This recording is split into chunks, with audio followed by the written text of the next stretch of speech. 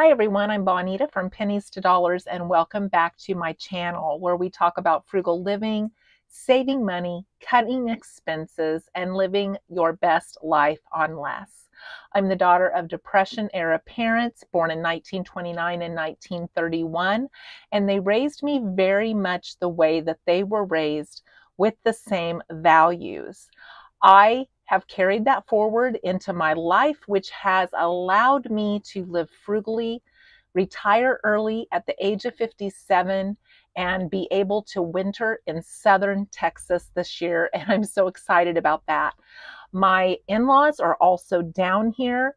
And today, my mother-in-law gave me a call and said, "Do you want to check out the farmer's market?" And I said, "Yes, let me put on my shoes." So this is part of what I've been waiting for. I've been so excited about this. So I'm going to take you along and show you a little bit about the farmer's market down here and also show you what I bought and what I paid for it.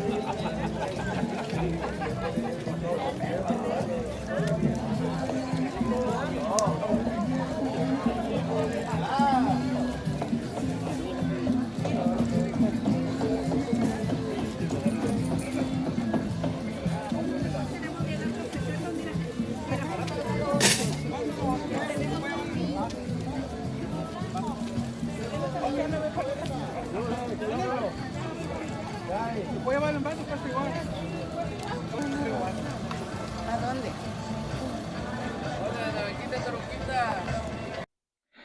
So I showed you last week what I bought from the produce truck, and the farmer's market was so much cheaper. I anticipated that it would be, but this is so exciting. I probably won't be going back to the produce truck.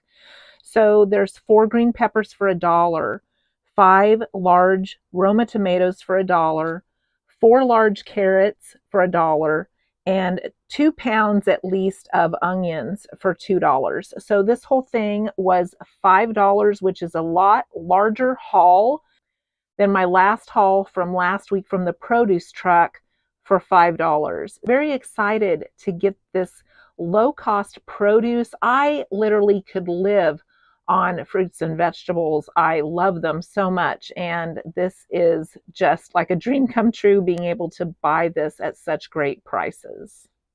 So I just want to encourage people that it is possible to live on a low income. I feel like a lot of us are in that same boat. And I actually had someone tell me that it was cruel to tell people that they could live on what I live on and that it wasn't possible. But I'm living proof that it is possible. I'm living proof that if you save your money, if you spend carefully, that you can do the things that you want, that you can live the life that you want. We all just have to make choices of what is most important to us and maneuver that budget and make sure that we have a budget and that we stay on track. I'm trying really hard down here to be as frugal as I can. I have tons of food that I brought with me, as I've shared with you, and I am really close to a Dollar General. So I check out those coupons before I go, and then I have been able to walk down there, use my coupons, and not have to even start my car. That's been exciting. I am looking forward to being able to save money this month on gasoline for my car. I filled it up. I went ahead and did that because I had an Upside deal with 10 cents off. And if you follow Upside, sometimes the deals will change, and we all know the gas prices change regularly too. So I jumped in my car and I filled up with gas when I ran down to the store to get some butter, because that's one thing I didn't bring with me. And I am guessing that this tank of gas is probably going to last me maybe 2 months. We'll see how long.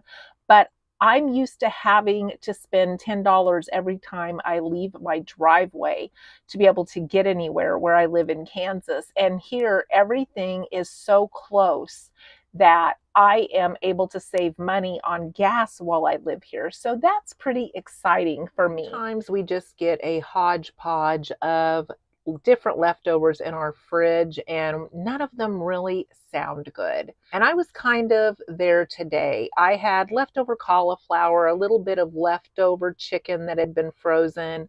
I had leftover tomato soup. I just had several things like that. And I'm like, I really need to use some of this up before I make anything else. So I took the chicken, the cauliflower, opened up a container of ramen chicken and mixed it all together, and this is absolutely delicious. So sometimes, just to get those leftovers used up, just open something else and mix with it. It's better to open something else and mix with it than to waste what is in the fridge.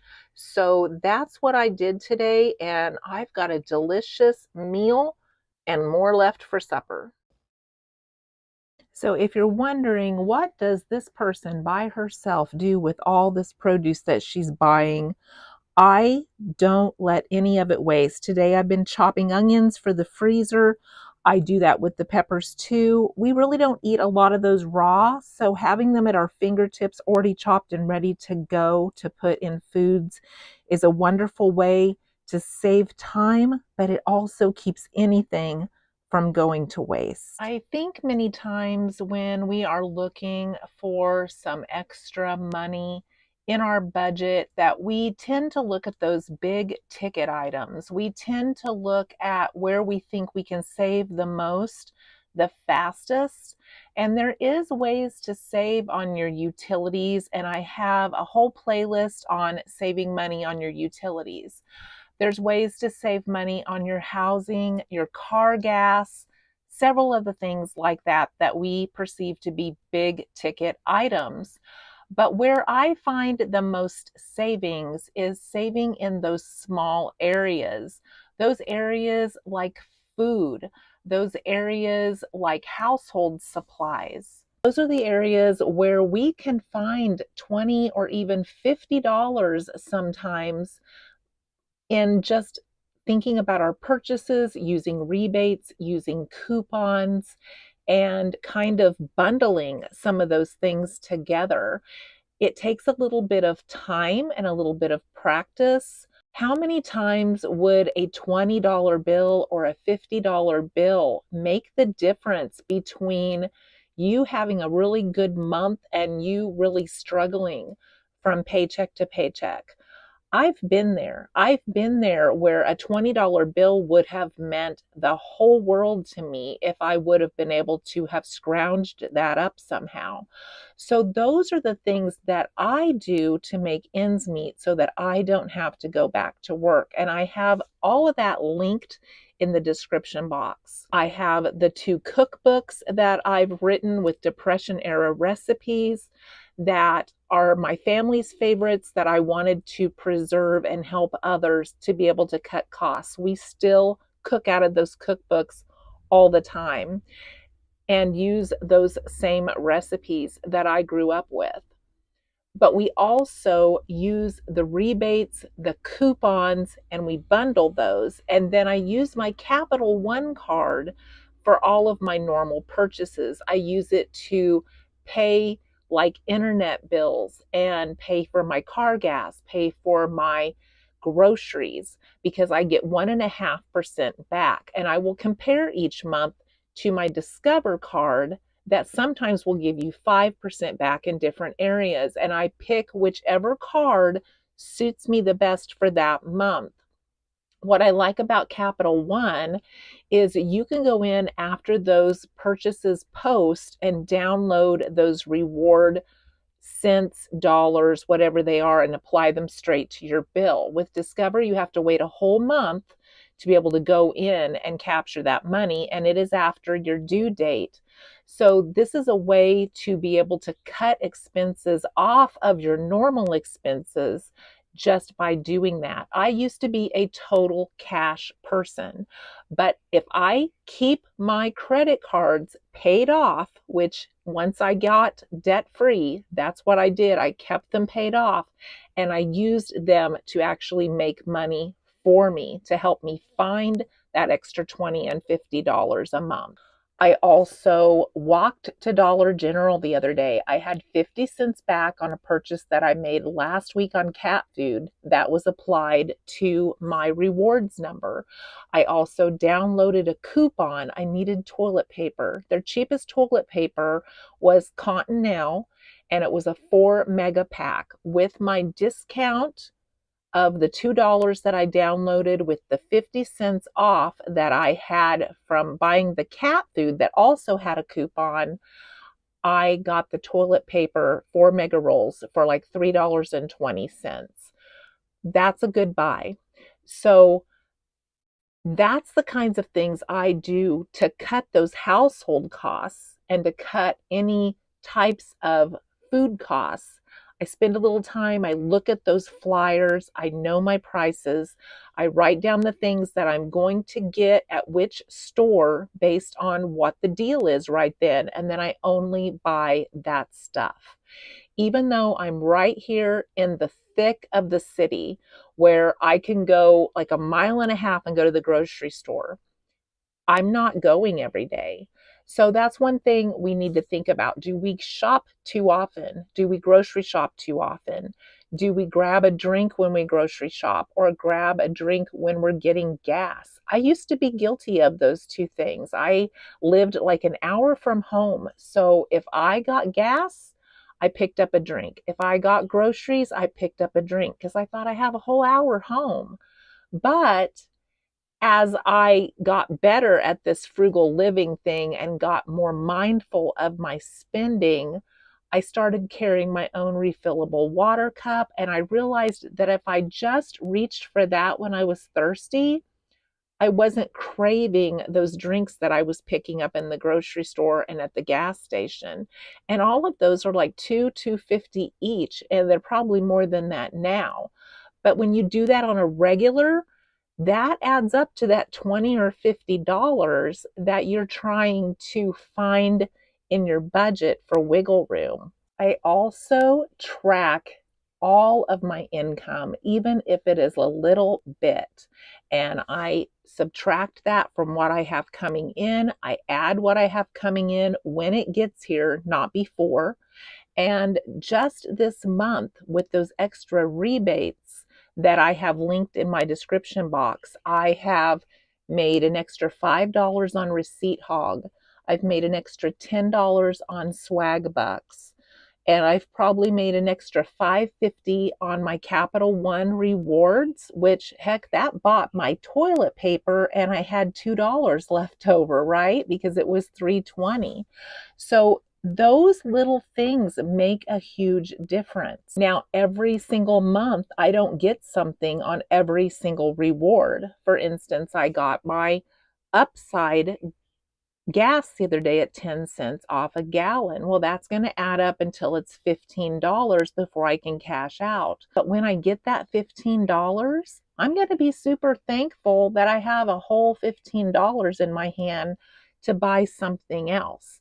So just continue to stack those things and snap those pictures of those receipts, because when you get that extra $5, $10, $20, $25 a month, it can make the difference between you struggling, between you charging something, being able to afford something that you need. Just little things like that are a huge difference. Just think about what $25 a month for a year would add up to. You're going to have $300. If I return anything and get a refund, I count it. For instance, when I took that plug back to the office because we borrowed that plug and gave a $35 deposit to borrow it until we got our own, I added that $35 back into my budget. I subtracted it when I gave it to them. So every penny is accounted for, and it helps you plan, it helps you stay on track, and it helps you know if you're spending more than you're bringing in. I even count the interest that I get on my savings account. I don't spend it, but I count it as income, and I track that as well.